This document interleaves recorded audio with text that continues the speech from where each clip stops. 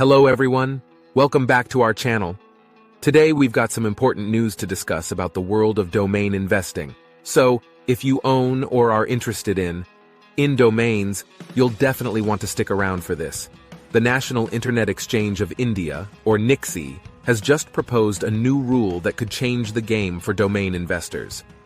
The proposal aims to prohibit the reselling of .in domains at a premium price. This means that if you were planning to make a profit by selling popular domains like shopping.in, quote, you might need to rethink your strategy. Currently, this rule already applies to domain registrars like Namecheap and GoDaddy, but NIXI wants to extend it to individual domain registrants as well.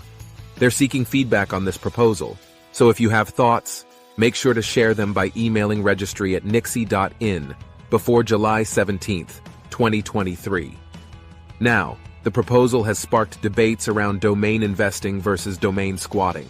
Domain investing involves buying domains with common words and reselling them, while domain squatting involves purchasing domains with trademarks and hoping to sell them at a premium. It's an interesting situation, especially considering that domain investing has been recognized as a legitimate activity in various dispute resolution policies.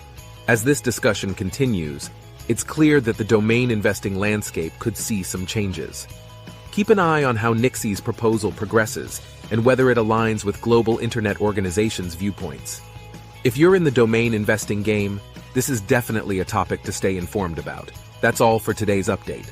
If you found this information valuable, don't forget to hit that like button and subscribe to our channel for more insights into the world of technology and digital trends.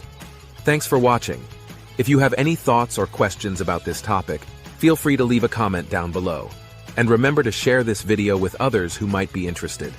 Until next time, stay tuned and stay informed.